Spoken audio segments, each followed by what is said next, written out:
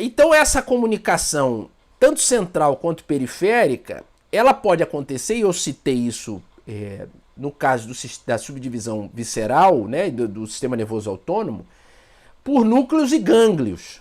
Quer dizer, núcleos pela porção central e gânglios pela porção periférica. Mas a ideia é a mesma, que é o que é? Um amontoado, que vocês vão lembrar. É um amontoado de corpos celulares, onde eu tenho a comunicação. Eu posso ter, por exemplo, num gânglio periférico, a chegada de informação através dos axônios de um neurônio que é conhecido assim como pré-ganglionar. Então o corpo celular dele, ele tem origem no sistema nervoso central, e aí vai depender do subtipo da divisão do sistema nervoso autônomo. Se vocês lembrarem, a subdivisão simpática, ela tem um controle pós-celulateral pelo hipotálamo.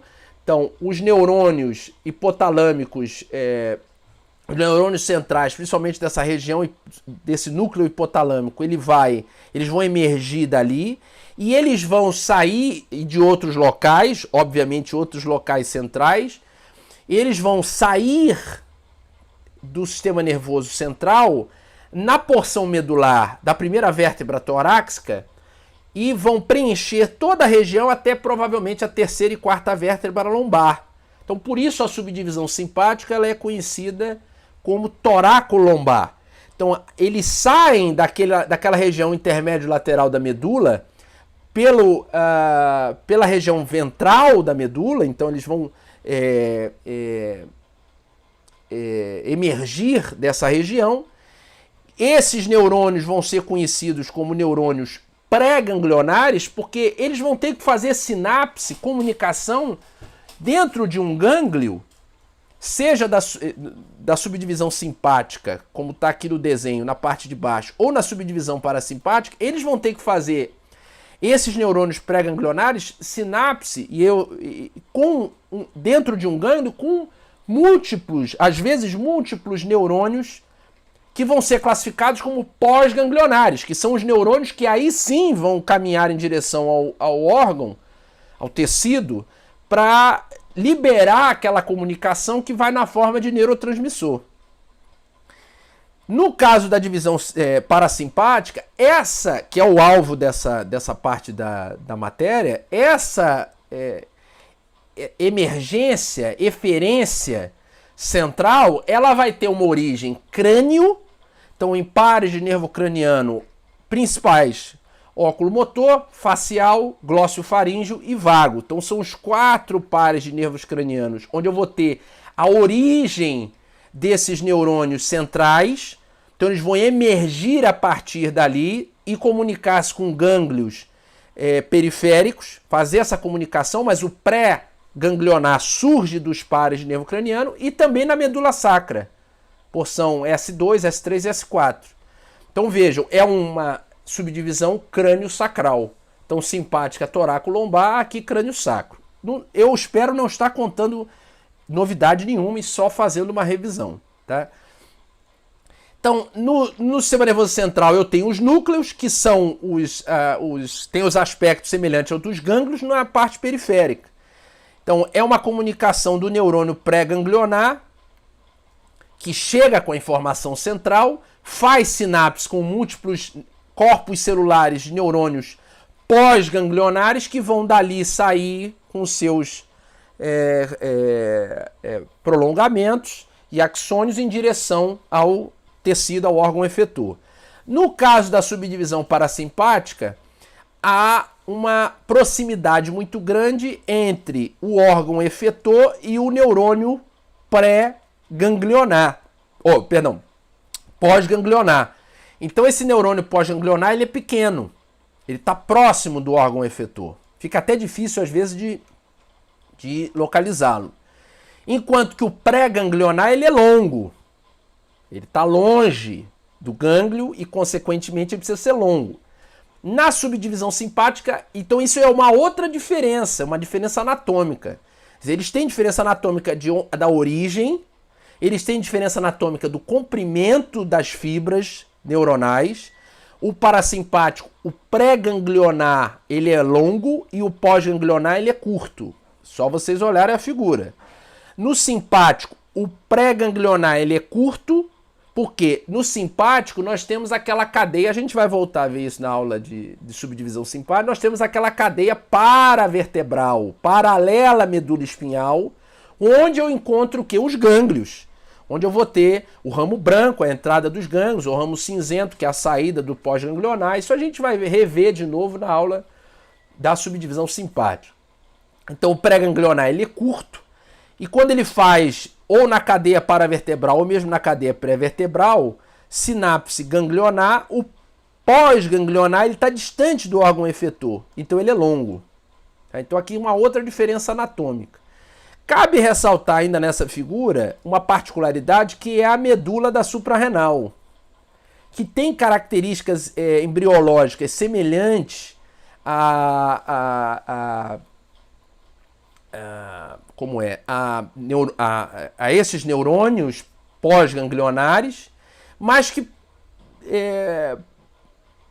pode ter sofrido um processo de regressão e formou uma glândula que tem a capacidade de liberar moléculas, hormônios, que vão ser importantes, como a gente vai ver, como a adrenalina, o cortisol, enfim, os mineralocorticoides, que vão ser importantes tanto para fisiologia, vão ser importantes para caracterizar determinadas patologias e vai ser importante para entender função e efeitos de determinados fármacos e mesmo a construção, quer dizer, fármacos vão mimetizar o efeito dessas substâncias.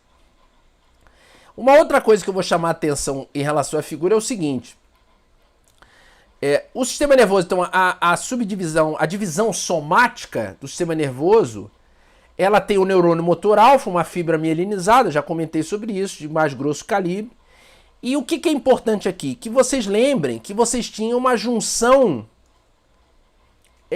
neuromuscular.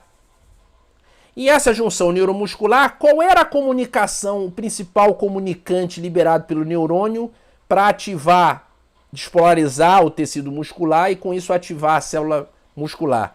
Era a acetilcolina. Se vocês lembrarem da fisiologia, qual é o principal neurotransmissor liberado pelos neurônios pré-ganglionares, tanto da divisão parasimpática quanto da simpática? Até mesmo de estímulo da medula adrenal, é a acetilcolina. Então a acetilcolina, ela é o principal neurotransmissor de toda a porção de todos os neurônios pré-ganglionares, da divisão somática e de estímulo para a medula adrenal. Por que isso é importante focar? Porque fármacos que vão ser agonistas colinérgicos, eles podem, por vezes, dependendo da dose, ter afinidades maiores com regiões ganglionares, visto que a acetilcolina é o principal neurotransmissor, e como consequência produzir efeitos exacerbados de estímulo ganglionar, tanto da divisão parasimpática quanto da divisão simpática. O que é que muda aqui? É que na divisão parasimpática, se vocês lembrarem da fisiologia, o neurotransmissor é a acetilcolina. O pós-ganglionar é colinérgico. Você vai liberar a acetilcolina. E na divisão simpática, como a gente vai ver mais à frente, eu tenho diferença. Eu tenho noradrenalina, eu tenho dopamina, eu tenho mesmo acetilcolina. Então há uma variabilidade maior no pós-sináptico, o pós-ganglionar. Eu tenho uma variabilidade maior de neurotransmissores. Mas o alvo hoje é a acetilcolina. Então o que a gente tem que lembrar da acetilcolina?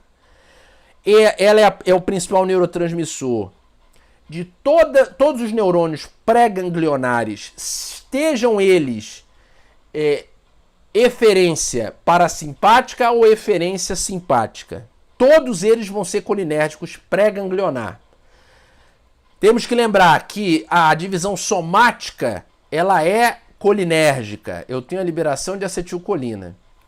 E temos que lembrar ainda que na subdivisão parasimpática, eu tenho a liberação colinérgica como principal comunicante ou único comunicante dos neurônios pós-ganglionares, esses neurônios aqui, pós-ganglionares, eles também são colinérgicos. Muito bem. Vou abrir aqui para perguntas que vocês estiverem querendo perguntar. Façam agora ou calem-se para sempre. Vamos lá. Antes de eu passar adiante aqui. E aí?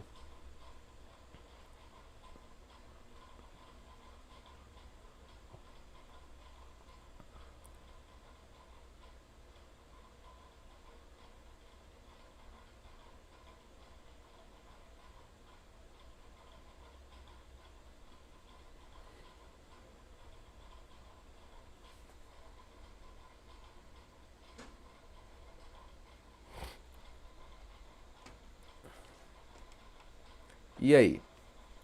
Todo mundo bem? Posso continuar? Como é que é?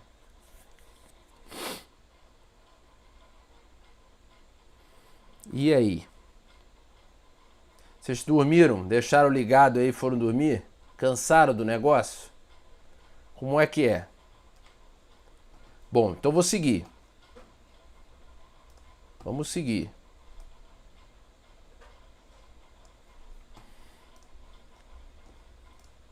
Então, aqui, mais um reforço nisso.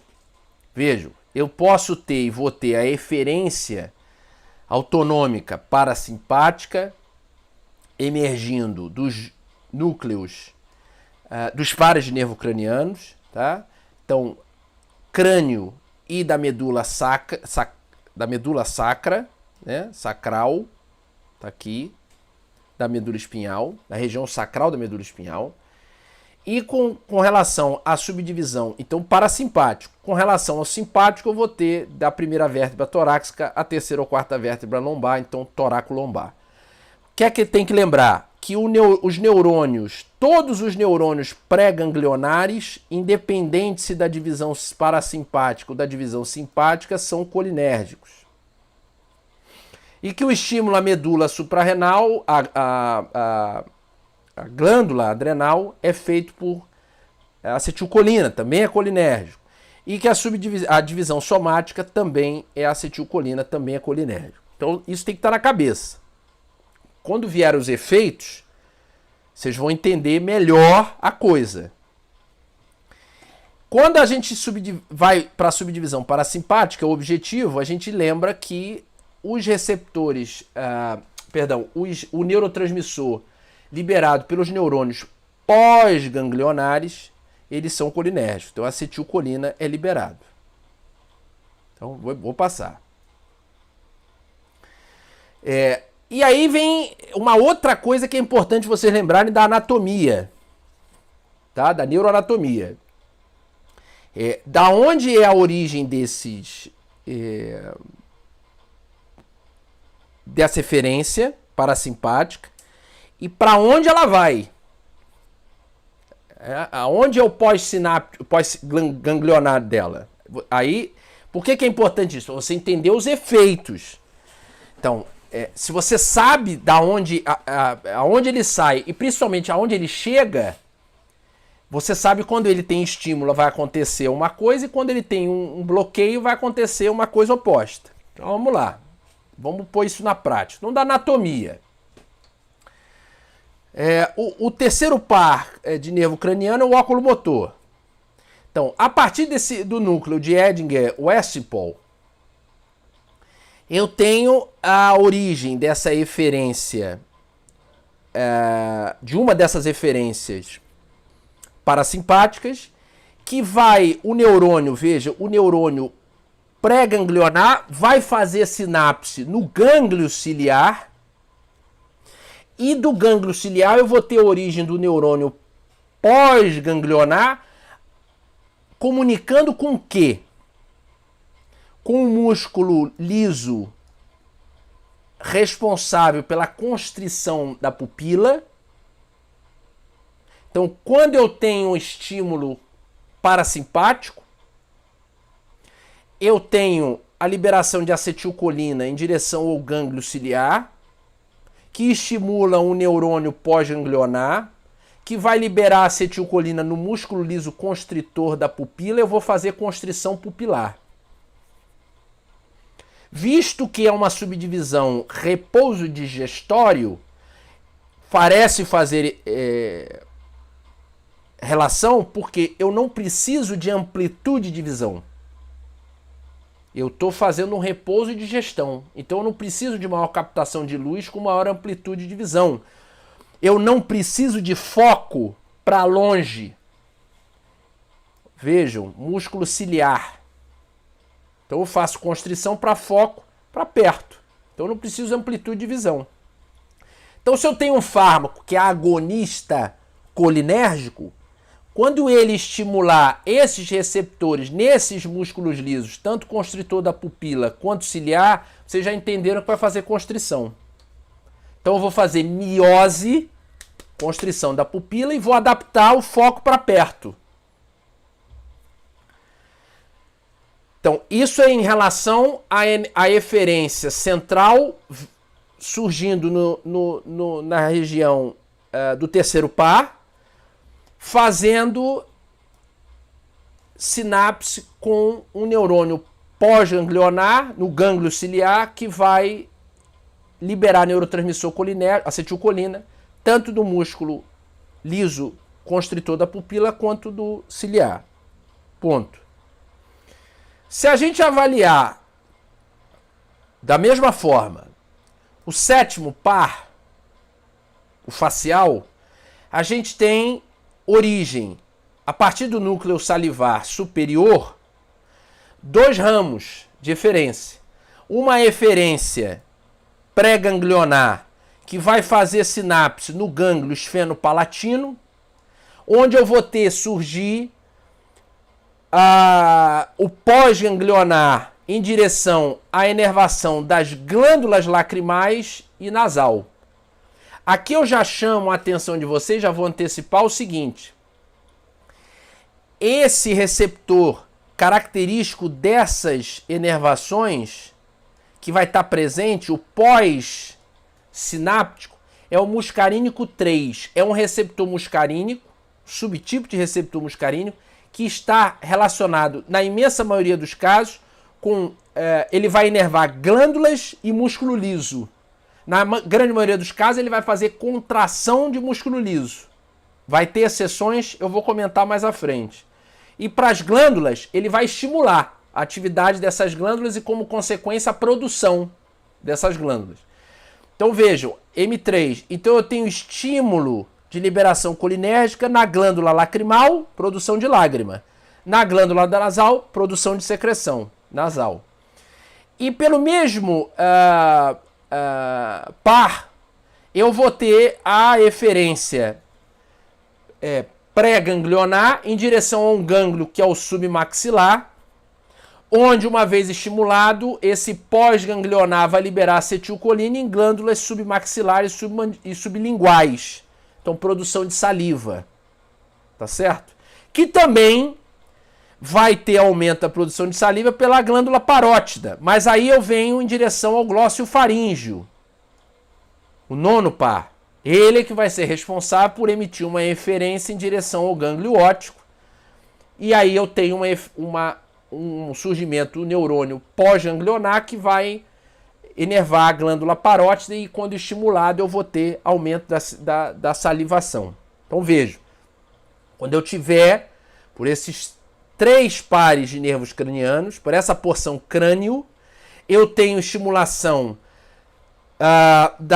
eu vou fazer miose, então estimulação da constrição da pupila, e vou adaptar o foco para perto, o músculo ciliar também se contrai, e eu tenho o aumento da produção glandular. Glândula lacrimal, nasal, glândulas salivares, parótida, submaxilar e sublingual. Certo? Então, se eu tenho aumento da liberação colinérgica, por algum fator, por alguma substância, por algum processo que aumenta a descarga parasimpática, vocês já estão vendo que eu tenho miose, constrição ciliar e aumento das secreções. Secreção salivar, secreção lacrimal e nasal. Se eu tenho bloqueio, se eu tenho um antagonista, vocês já estão vendo que eu vou ter redução. Adaptação desse foco e dessa constrição da pupila, que na verdade vai fazer dilatação, e eu tenho diminuição da secreção lacrimal, nasal e das glândulas salivares, que vai poder gerar um efeito adverso de boca seca. Então vocês já estão... Eu quero que vocês entendam isso, não decorem isso, entendam isso. Por último, dessa porção crânio de origem desses neurônios pré-ganglionares, eu tenho o nervo vago, que sem dúvida nenhuma é o principal da porção parasimpática, porque ele vai se distribuir mais. Ele vai ter mais marcante a atuação dele em diferentes tipos de órgãos. E aí ele tem duas subdivisões, né? Ele tem o núcleo motor dorsal. O que esse núcleo motor dorsal do vago faz? Ele vai inervar a parte respiratória, a parte gastrointestinal, geniturinária. Quer dizer, geniturinária vai ser menos porque eu vou ter a subdivisão sacra, mas muito mais a digestória, né, a digestiva, então estômago, intestino delgado, a parte respiratória e o núcleo ambíguo do vago vai fazer uma inervação tanto da região sinoatrial quanto do átrio ventricular. Então vai participar da frequência cardíaca. Aqui eu tenho muito marcante no coração um receptor muscarínico do tipo 2. A gente já vai ver mais à frente. Quando eu tenho o estímulo desse receptor, eu tenho diminuição da atividade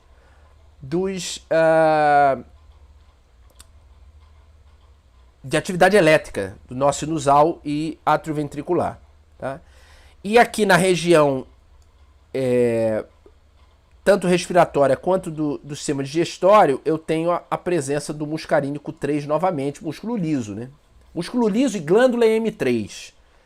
Coração M2. M1, muscarínico 1, que a gente já vai conversar, é pré-sináptico, é ganglionar, tem alguma coisa no sistema nervoso central.